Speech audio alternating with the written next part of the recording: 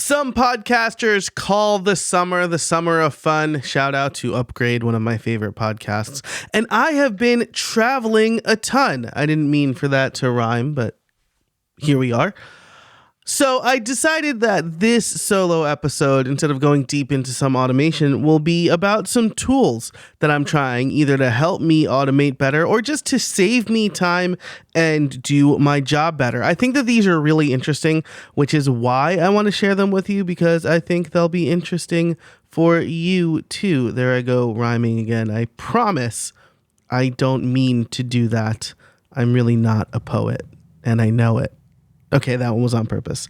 I'm also going to talk about some partnerships I'm really excited about, a new membership tier, and a little bit about my travel. Now, in the pro show, I will be telling you about a new position I have that it's a part-time contractor position that I announced on LinkedIn. So if you follow me on LinkedIn, you might already know. But I want to get into the why of that. I'll also be sharing a little bit more about the stuff that I'm working on as we move from summer to fall, something I want to share with you all.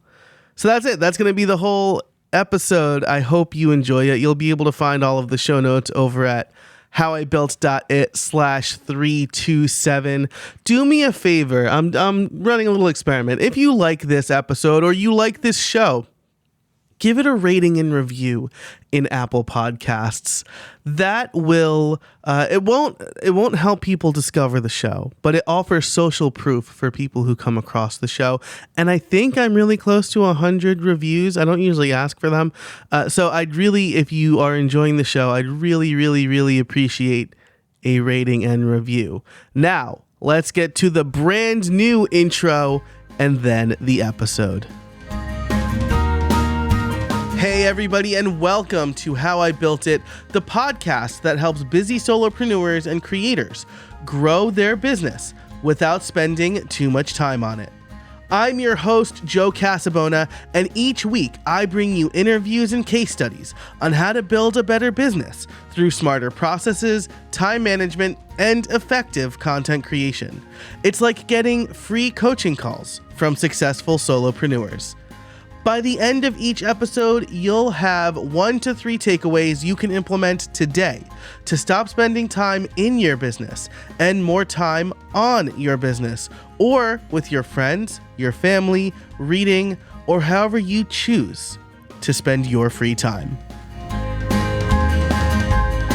All right, let's get into it. Let's just jump.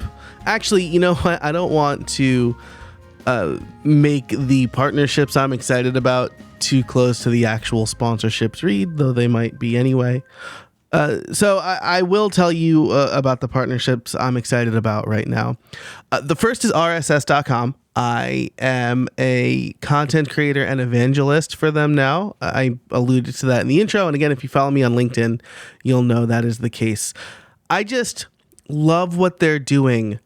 And what really convinced me to accept this evangelist position was I feel I'm pretty well informed in the podcast space, and I didn't know about a bunch of features that they have to offer. And I fully believe that if I did, they would be hosting my podcast right now. So I want to tell the world about all of the super cool stuff they're doing. They are dedicated to helping podcasters. Their mission and their company credo, let's say, their kind of approach to everything really jives with mine. And so I'm really excited to be helping them and helping podcasters understand them a little bit more. So I'll dive into that a little bit more in the pro show, which you can sign up for over at casabona.org/join. The other partnerships I'm excited about are sponsors either of my YouTube channel or this podcast. So Sensei have been doing it for a long time. I just love what they're doing in the LMS space. You know, again, I think that this is an ever-changing landscape, and I've been really impressed with the stuff they've been doing. the other podcast sponsor for the next few months here is lulu.com. I met the folks at Lulu over a couple of conferences dating back to last year at last year's Craft and Commerce. I saw them at CEX and then I saw them at Craft and Commerce again. And I am working on my next book about podcast workflows and how to save time with your podcast. And having self-published, not my last book, the book before, I guess, I had 2 books come out during the pandemic, and one was self-published. And doing it by myself was just such a nightmare. And Lulu's, I mean, you'll hear this in the sponsor spot, I guess, but they help people sell books, and they are more of a partner than say Amazon is. So I love that about them. The printings, they'll help you, get set up. They'll do the printing and distribution. You keep all the profits. Again, now it's starting to sound like a sponsor spot again, but I mean, if you've been a long time listener, you know this about me. I don't get sponsors I'm not excited about or sponsors that I really believe in. And I'm even more excited, right? I've talked about my other sponsors previously and how excited I am about but Lulu is very new. And I'm really excited to be partnering with them on a couple of fronts. So super stoked. You'll hear more about them during the ad spot, the dedicated ad spot. And then the last one I'm really excited about is Uscreen. They are sponsoring a few videos on my YouTube channel. They are, I think, the membership platform I would have gone with, again, had I known more about them when I launched the podcast Liftoff Playbook. They are not a sponsor of this podcast, so I'll link to their video on my YouTube channel because I do want to make sure that I'm giving the appropriate time to the appropriate folks. But Uscreen is a very exciting platform. That's actually one of the ones I'm testing. So this is a good transition here for stuff I'm testing. Uscreen is something I'm testing out. Obviously, I'm using them for the videos I'm creating, but I think they'd be a very good candidate to move my new membership tier and community over to. Community is something I've wanted for a long time, and I never felt that paying for Circle was super worth it to me, in part because I've tried to back in the community aspect and I've switched platforms a bunch. And the fact that the community aspect comes with the video library aspect in Uscreen is very appealing to me. And I've added a new tier to the membership that is extra for the community. So my thought is that people who are paying for the community will be more active there. And I'm not going to rely on that necessarily, but I am excited to actually have a viable plan and option for the community. So Uscreen is one of the tools that I am testing. And while I'm here, I guess I'm jumping around a lot. Sorry, I guess this isn't going to have chapter markers. The new membership tier that I just alluded to, or actually specifically spelled out, I guess I should say, is, you can see it over at casabona.org/join. But now there are 3 discrete tiers, and I think the offering is really clear. So How I Built a Pro, if you just want the ad-free extended version of this podcast, it is $5 a month or $50 a year. The $10 or a month or $100 a year membership includes How I Built It Pro, as well as my weekly members only newsletter, access to my automations database, which is getting a big update soon. I've been traveling a ton, but I do have this mastermind retreat next week in Scranton that I'm super excited about, and I'm probably going to work on a lot of the stuff for for the membership there. You'll also get live stream archives. This is, again, something I really like about Uscreen, right? Is my current workflow right now is stream to YouTube, Twitch, Twitter /X, And one more I want to say that I can't. Oh, Facebook. And then when it's done, I need to unlist it or delete it from all those places and then upload it to Vimeo so I can send a link to my members.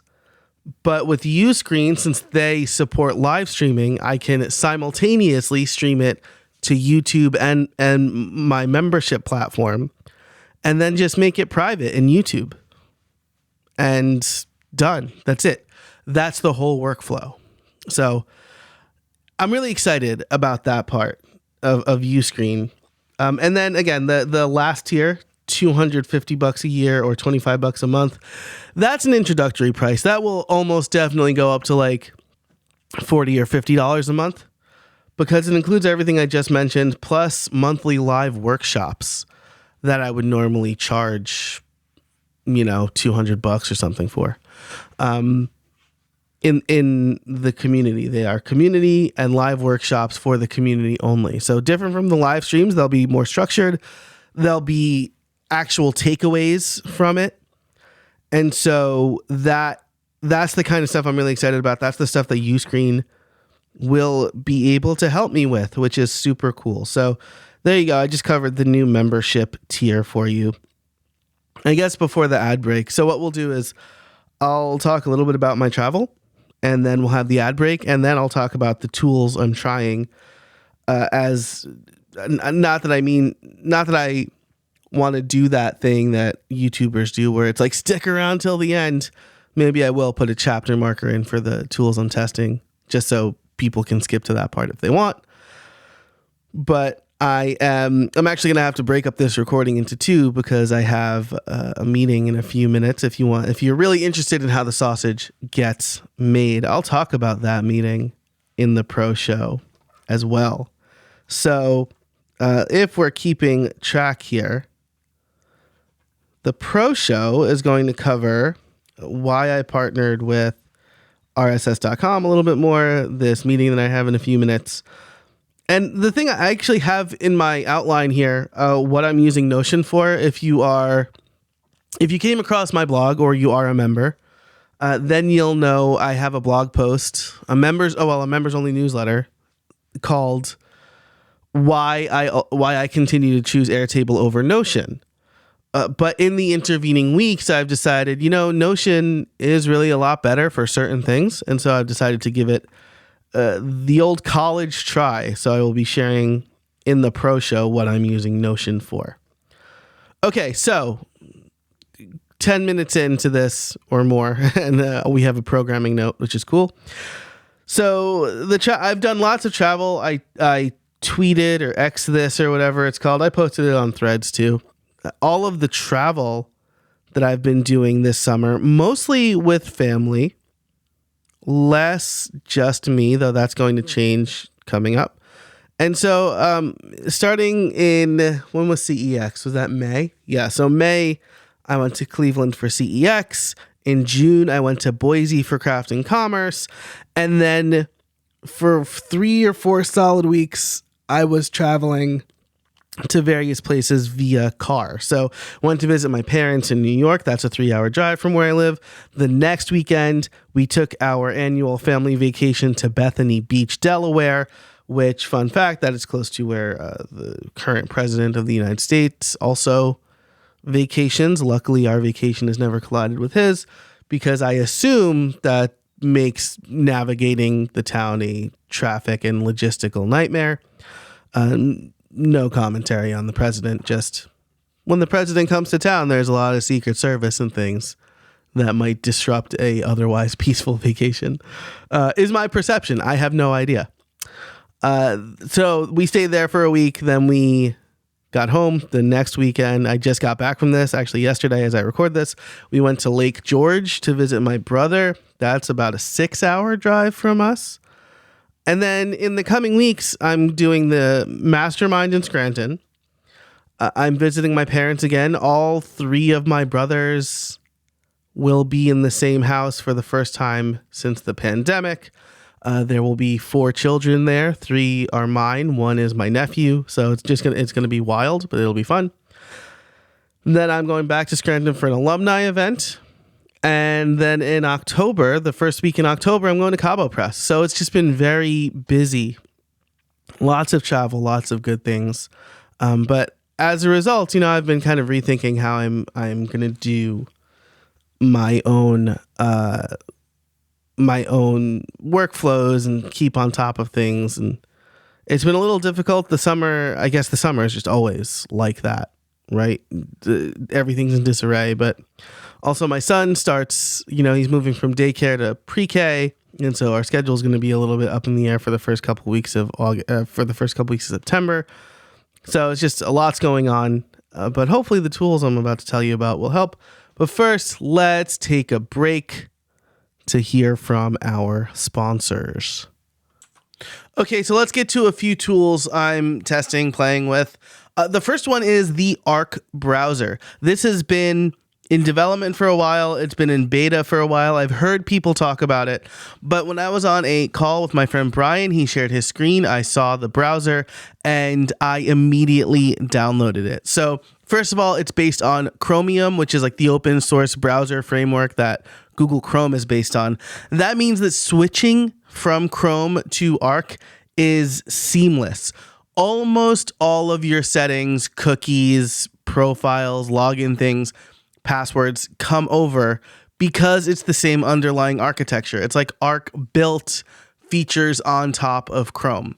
The things that don't come over but are still there are custom searches. I wrote a blog post about custom searches. So, for example, I will type in G space to search Google.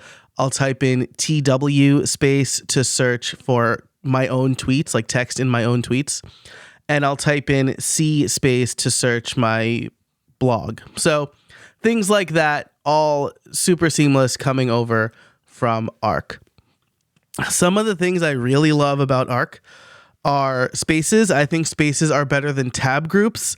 They are so subtle. So first of all, everything that you would normally see at the top of browsers, like the tabs, the bookmarks bar, the URL bar, that is all in a sidebar. So I don't know if you can change that. I haven't looked because honestly, I have a gigantic screen. So I am happy to keep everything on the left-hand side. I don't know if it changes or if you can make that change, but I love it over there. Probably not, because it's got some actions based on swiping left and right. But anyway, so everything is over on the left. You can hide the sidebar with Command, or I assume on Windows. Well, it's not on Windows yet. So Command S,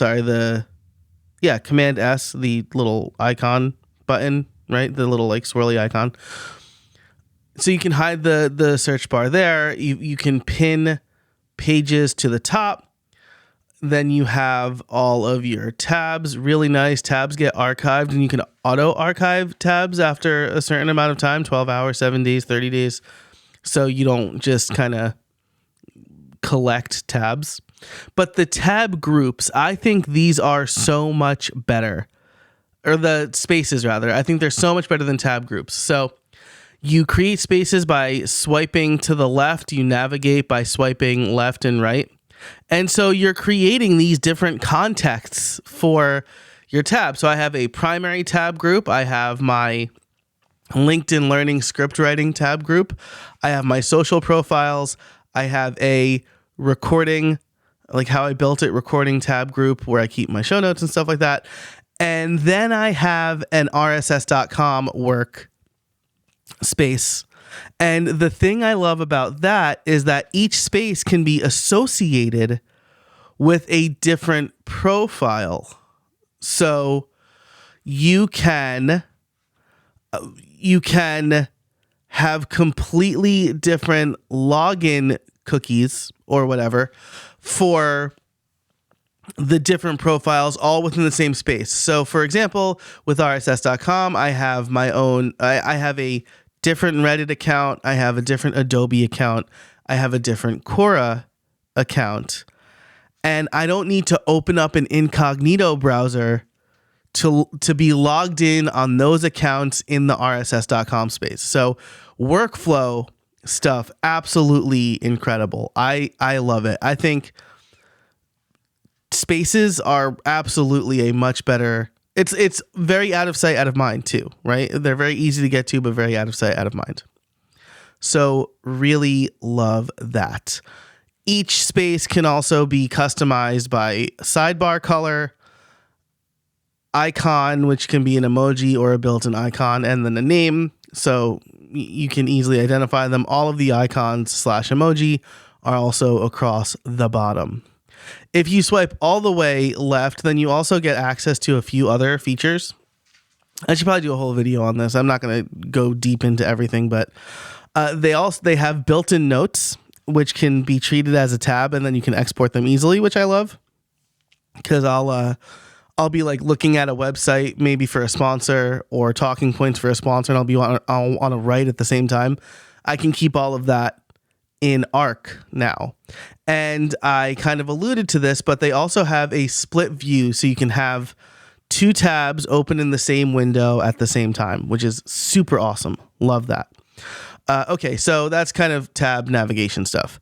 The way they handle YouTube videos is like chef's kiss. It's perfect. So you open up a YouTube video and then you navigate away, right? Video keeps playing, but you can't see it. Nope. It opens up. This is any live video. So like if you have Google Meet open as well, well, I shouldn't say any, but a lot of it's happened multiple times for me with playing video. So as long as you're like using the right API, I guess, a little square, a little box will show up in the right-hand corner with that active video. So you can browse while having the video in the corner, which is super great. With Google Meet, I've been able to browse sites while also like keeping an eye on the meeting, which is awesome. But maybe I'm like looking something up for the meeting, or maybe I'm bored. But it's most likely the former. I try to pay attention. I try to only have meetings where I have to pay attention, right? So anyway, love the way that's handled. You can resize as well. So if you don't need as much screen real estate, then you can have the video open. It's fantastic. They also have a Google Calendar integration. So like if you pin Google Calendar, or you have an open Google Calendar tab and you hover over it, it'll show you your upcoming meetings, which is super cool. And the last thing I'll mention here, there's so much, but the last thing I'll mention is they make keyboard shortcuts a lot more obvious. So like if I want to copy my active URL, I press Control-Shift-C, and that gets copied to my keyboard without all of the tracking like UTM code stuff, which is cool. But usually if I'm hovering over something and it has a keyboard shortcut, it will tell me, which I think is really great too. So that's Arc. I've spent far too much time on Arc, but I like it a lot. I will not spend as much time on the other stuff because it's just too much to cover in this episode. But also like talking through these tools are a little clumsy, right? Videos would be better for this. Okay, so the next tool I'm trying is Voxelize. This is analytics and SEO for podcasts. So it's pretty affordable. It's like $8 a podcast. There's probably some coupon code floating around that will get you, a discount. But I like it because I've been experimenting more with my podcast's visibility. And this helps you. It'll give you like a keyword planner. It'll tell you how your show ranks among active podcasts for that week. So right now I'm in the top 2%. A couple weeks ago I was in the top 1%, but I've been on vacation, so I haven't been promoting the show as much. That makes sense. It'll tell me, the keywords I'm counting for, listener distribution, and stuff like that. And then they also have analytics. So Transistor's analytics are good, but I like having a third party as well, just to kind of compare and contrast. Podcast analytics is kind of a black box, so I like getting that second opinion. But this also has a downloads heat map, right? So I know that Mondays at 2 a.m. Or 3 a.m. are when most of my downloads come, or are when, I shouldn't say most, but 648 downloads happen at Monday at 2 a.m. Guess what happens at Monday at 2 a.m.? the episode publishes. So I can reasonably guess that I have around 650 subscribers, right? And then that goes, that changes throughout the day, but Monday is definitely my best day. Now on Friday, Friday at noon is also pretty heavy for some reason. I do my clips on those days, right? And the last time I was late publishing it, so maybe that's the case, but I'm excited to see what that looks like. And like I said, they support multiple podcasts, so I can see how my new podcast is doing as well, what the visibility looks like, and again, keywords and planning and things like that. They just changed their pricing model, and I'm really excited about this because now they do it per podcast. And this is definitely something where I'd happily spend $8 for a month to look at the analytics behind the people I do podcast audits for. So, I'm thinking I just get like a snapshot for an initial audit, but maybe for a more advanced audit where I look at their stats over a month, I can provide information for them as well. And that would be a nominal fee for me, right? I would look and analyze, and otherwise they could just have their own account, right? So that's really cool. Okay, so that was Voxelize. Audio Pen. I don't think I need to spend too much time on this because everybody's been talking about Audio Pen lately. I haven't really given it a fair shake, but I like the idea of it. So you can hit record, start talking. Audio Pen is supposed to organize your thoughts for you. Lots of people seem to like it. I am very, what's the opposite of dovish? Is it bull? No, it's warhawk and dove. Bull. I don't know what the opposite of bullish is, but I think it's bear. Bull and bear markets. I'm bearish. That doesn't sound right. I'm lukewarm on AI tools in general, especially ones that people come out the gate thinking it's going to be amazing, because usually that's just like shiny object syndrome, right? Now, Arvid Kahl, I think I'm saying his name right. He talks about how he uses it to manually summarize his transcribed brainstorming sessions. So maybe that's cool, right? I am suspicious, but I do want to try it more. Maybe I should be saying all of this into Audio Pen and then getting an actual script for me to read. But like that, just write the damn script, I guess. I said, damn, do I need to give this an explicit rating now? I guess I can edit it out later. But I do want to try this more because I do talk a lot and I end up talking into my phone. So maybe Audio Pen would be good for that. I also, I'm paying for ChatGPT 4. Well, I'm paying for Raycast's new tier with ChatGPT 4. So maybe I just word vomit where I want and have ChatGPT summarize it, right? I have to think that that's how Audio Pen works. So I haven't tried it yet. I'm not as excited as everybody else seems to be about it, but it seems like a cool tool, and a lot of people I trust seem to like it. So that was Arc, Voxelize, Audio Pen, and then I think that the last one I just want to mention here is Quilby, because I was testing it. I'm not testing it anymore. And my friend James Laws launched it, so maybe I'll talk to James. I didn't get to try it when it was completely free, and I'm hesitant.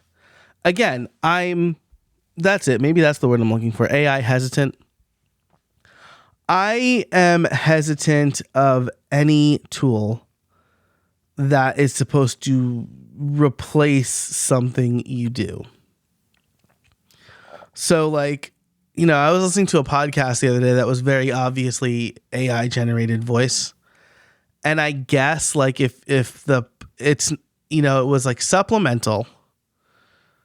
It was an experiment. And so that's fine. But I think people think, oh, well, I can just, I saw somebody say that they don't need to make videos anymore because the AI generated video of you based on a profile picture plus the script plus the voice supplement. No, that's not how this works. I mean, yes, you could do that. It's going to be garbage though. So, Quilby, I trust my friend James. It's all AI assisted. They're very careful to use the words assisted. So I am curious to try this. But I don't really need help writing. I'm comfortable saying I'm a good writer, but I do want to try this out because the approach is very different. It's like they ask you a number of questions before getting to the actual generated content. And, AI is all about prompt engineering. So really, and I'm not a good prompt engineer, quote unquote. That's another thing. I'm kind of lukewarm on that statement. Like, oh, you got to engineer your prompts the right way. Like, okay, yes. That's like, it's like saying, oh, I build cities with Lego, so I'm a civil engineer. Yeah, you got to unlock the right prompt. Like unlocking the right prompts. I wouldn't call that engineering though. Whatever. That's neither here nor there. I've just upset people, right? But it is a bit like Capsho, right? So I like Capsho as a tool for kind of summarizing and taking your audio content like this podcast and creating social posts out of it. And one of the things I like about it is halfway through the processing, it'll be like, hey, we think that this podcast is about one of these 4 things. Is it? Or is it about something else? And then it gives you like a box. So I like that, right? Like, oh, these are because like the other tools I've tried, like Cast Magic, kind of gets stuck on a thought. It'll be like, oh, you said the word Hazel a lot, so this must be about Hazel. When it's not. I just happened to say Hazel a lot at the point I was talking about Hazel. So anyway, the point is I do want to try Quilby. So what I'll probably do is during a live stream start the free trial and mess around with it. Free trials are over on YouTube. You can subscribe to my YouTube channel. I'll put a link in the show notes. I'm mentioning a lot of links, so the show notes are going to be rich this time, and they'll be at howibuilt.it/327.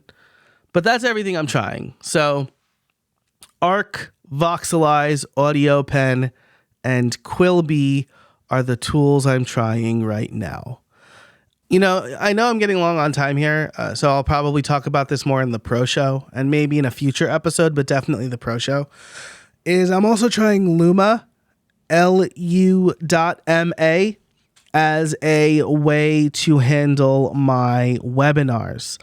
Members will know, because I wrote this up, I have a big complicated thing for doing webinars that integrate with ConvertKit, and I set up a make automation to send people who sign up on a specific ConvertKit or Gravity form over to invite them to a Zoom meeting.